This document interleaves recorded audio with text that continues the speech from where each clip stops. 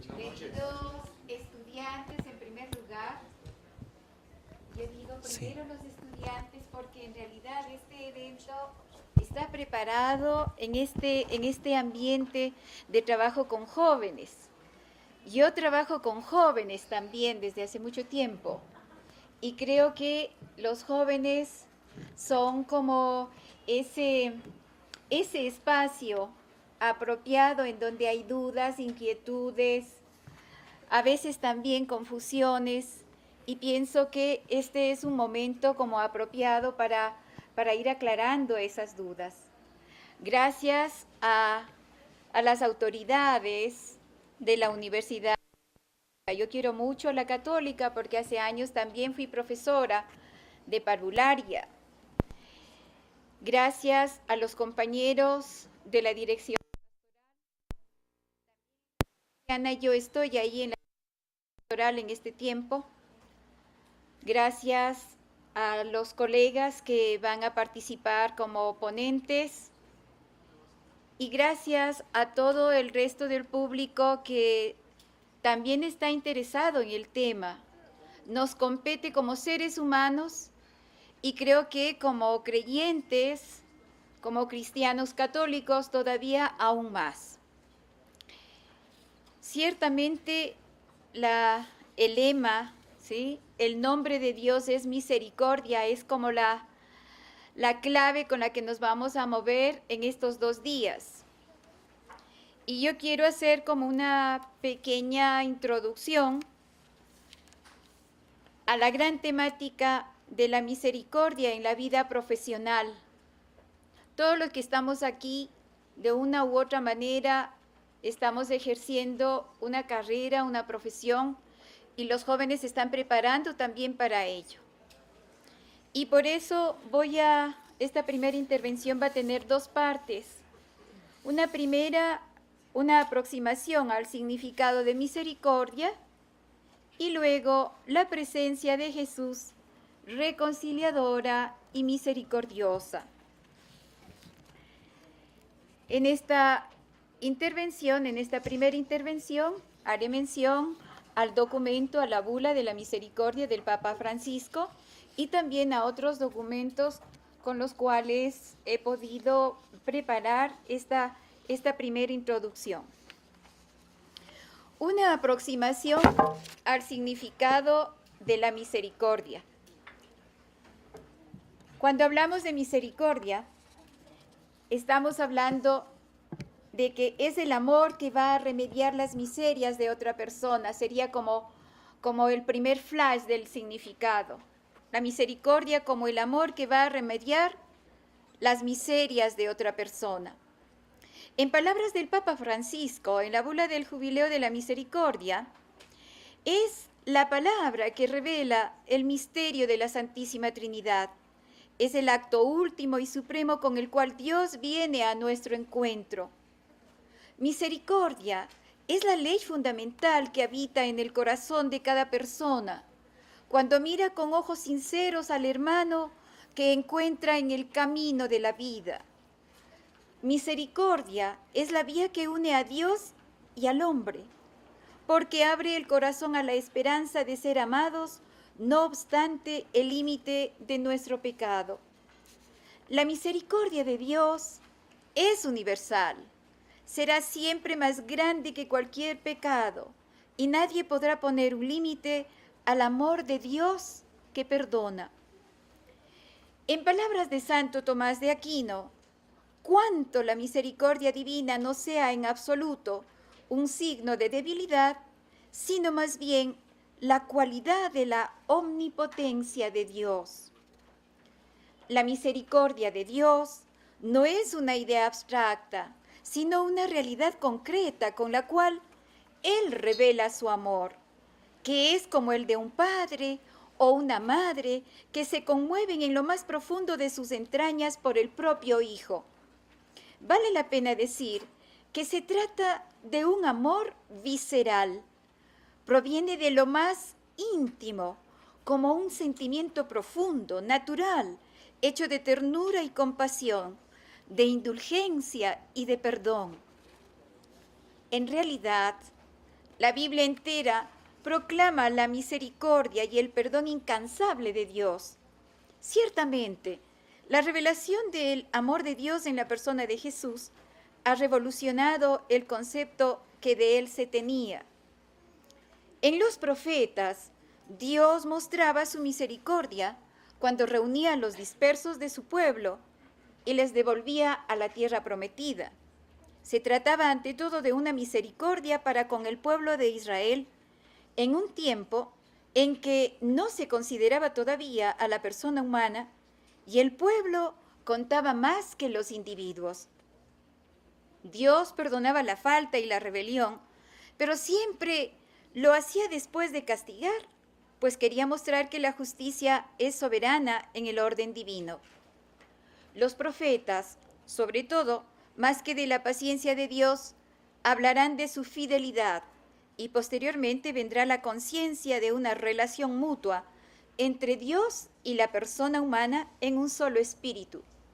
Allí todo es personal y Dios es más que paciente, puesto que ya se ha entregado a sí mismo.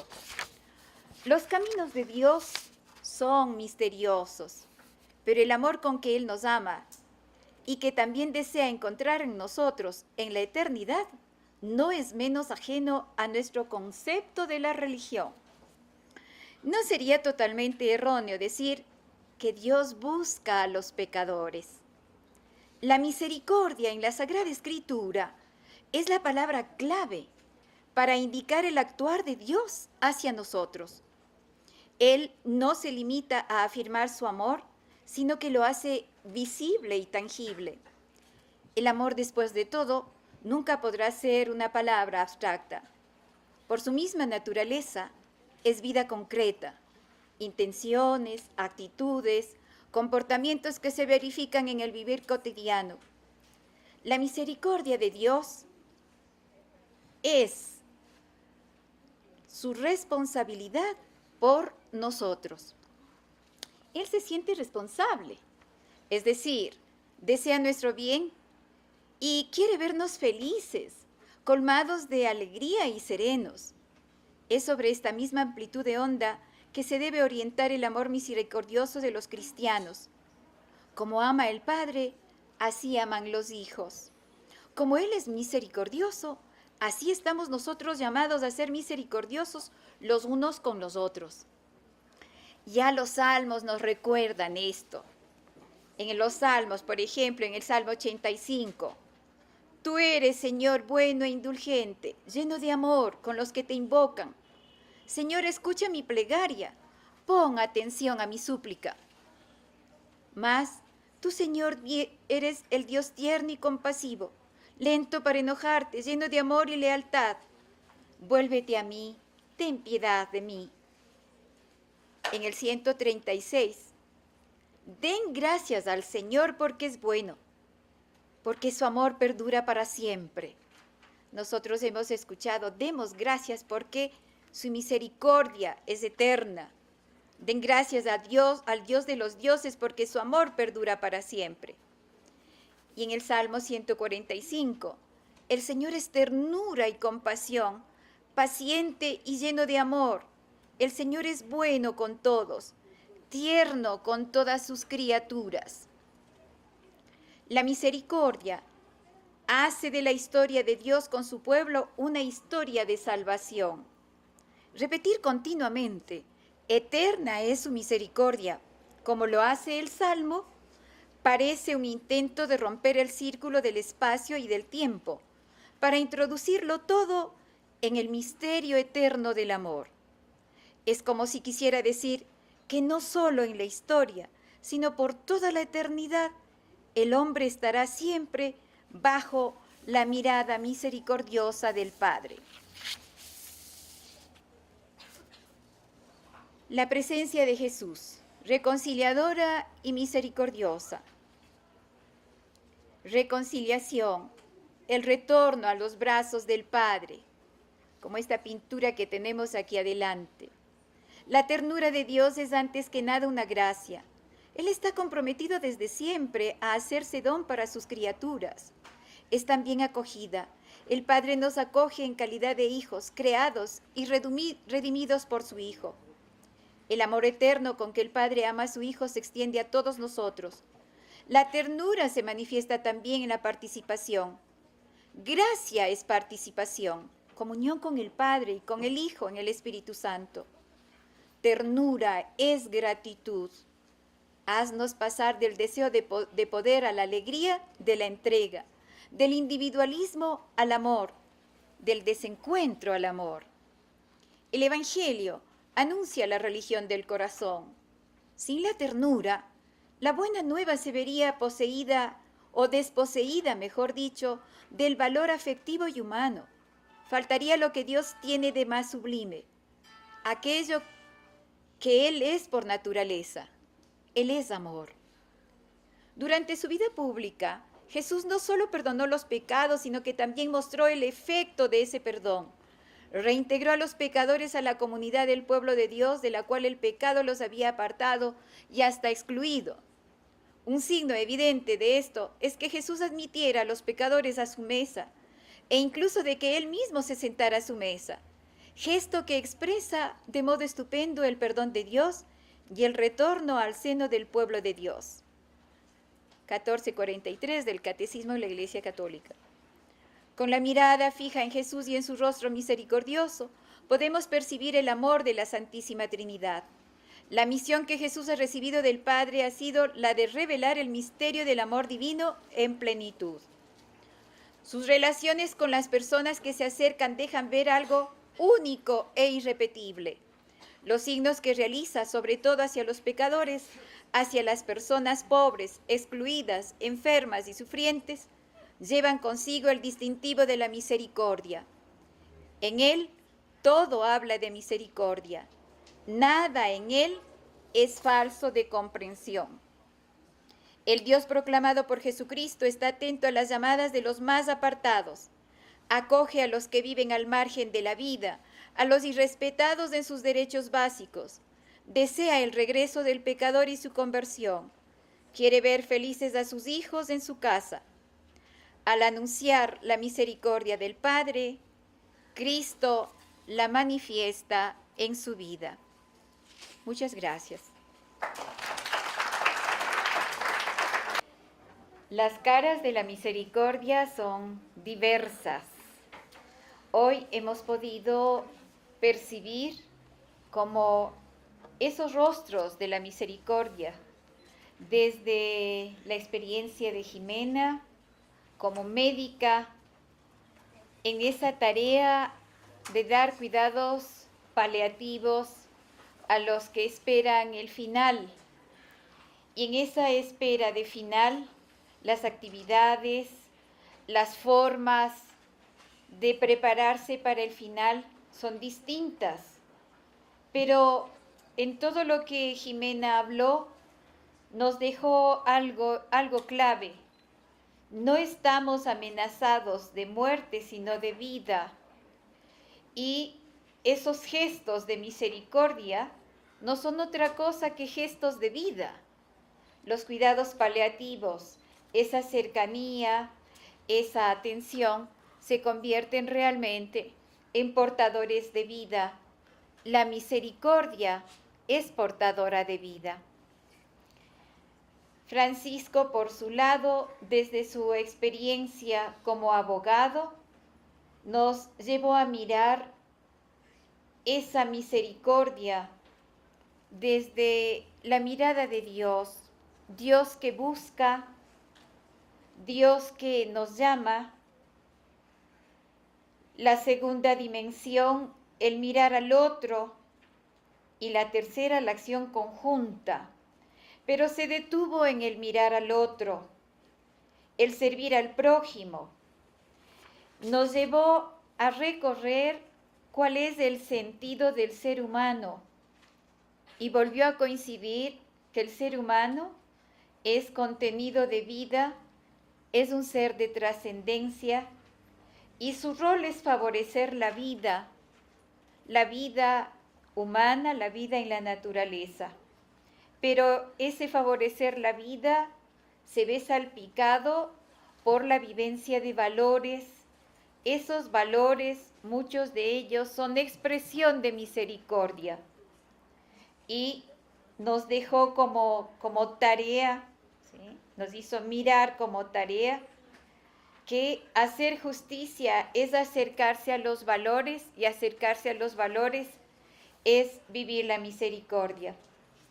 Y finalmente, Luis, con un testimonio muy vivo desde su experiencia como economista, nos hizo palpar como en vivo y en directo de qué manera la misericordia se hace presente en esas manifestaciones de multiplicación permanente, esa multiplicación de los panes y los peces, que no es otra cosa que esa vivencia de Jesús trasladada al momento actual. Y Él nos ha dejado también como latente aquello de que la misericordia se convierte en el mejor mecanismo de servicio a los demás. E inclusive nos dijo que la misericordia y la compasión son sinónimos. Agradecemos a nuestros tres expositores por la ubicación que nos han hecho. Yo quiero rescatar algunos elementos claves para poder iniciar nuestro conversatorio. Gabriela León, desde la psicología, ella empezó ubicándonos en ese sentido del cambio de roles como el resultado del amor. Esa familia que va contracorriente, que ha ido contracorriente. Desde ahí, ella hizo hincapié en la necesidad de dotar de misericordia a un individuo. Es la misión de la familia. Desde su proceso personal nos hizo un recorrido por toda su vida, desde su infancia, y fue marcando algunas claves, como por ejemplo, en la infancia, acogida, retorno, y ahí partió con la idea de la misericordia que se construye como un proceso, mirar al otro. A medida que avanzaba su exposición, en su etapa de adolescencia, remarcó la distancia y el encuentro, esa experiencia de encontrarse con un Dios de misericordia a través de una experiencia personal, y en su vida universitaria y su vida profesional, de certeza, cómo esa vivencia le ha permitido trascender, hacer un paso de trascendencia. Y terminó con una frase clave: la misericordia es un modo de vivir y de actuar. Por su parte, el ingeniero Pablo Ayala, desde su práctica profesional, nos hizo un recorrido histórico de cómo la ingeniería ha ido como mostrando esos lados maravillosos por un lado, pero por otro lado nos permitió tomar en cuenta a qué costo esas obras inmortales del ser humano han llegado a mantenerse hasta hoy. Y claro, el costo ha sido ese trato cruel, despiadado y misericordia con todos esos obreros que trabajaron esas obras. En su experiencia como docente, él insistió y lanzó una pregunta: ¿cómo pasar de los procesos académicos dejando de lado el corazón? ¿Cómo hacer procesos académicos en donde muchas veces dejamos el otro lado de la formación del estudiante? Hay que equilibrar la razón y el corazón. En esta mención también, por su experiencia, mencionaba quiénes son los pobres.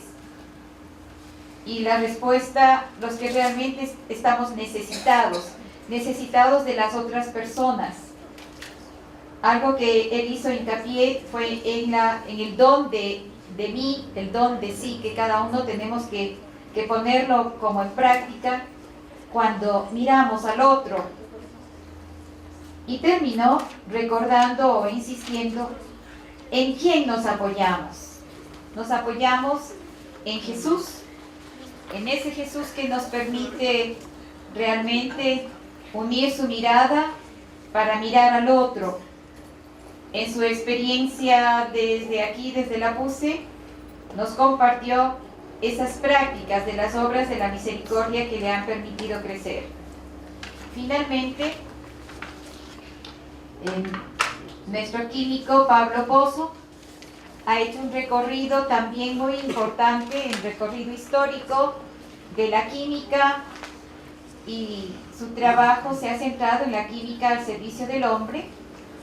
Después de hacer todo ese recorrido desde siglos antes de Cristo, el desarrollo en los siglos XVIII, XX, de los aportes que ha hecho la química, lo importante para él, la química es la ciencia al servicio del hombre, y en todo este recorrido de su experiencia como químico, en sus investigaciones con estudiantes, con equipo, ha ido aportando, porque para él es muy importante que estos descubrimientos, estas investigaciones sean socializadas, porque desde ahí realmente estamos trabajando la misericordia con un tono de mucho humor.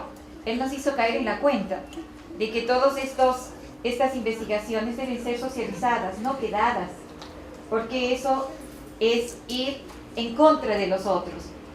Y finalmente él ha terminado indicando que todas esas acciones que hace un ser humano, en este caso desde su profesión, son acciones para mejorar las condiciones de vida, y es necesario socializar los conocimientos científicos que tienen que ver muchísimo con la misericordia. Y terminó diciendo o dándonos una visión de acciones que también no toman en cuenta la misericordia. Nos hizo mirar acciones que tienen que ver con la misericordia y acciones que desdicen totalmente de esta vivencia. Espero haber sido fiel, en forma sintética, por supuesto, a lo que ellos expusieron.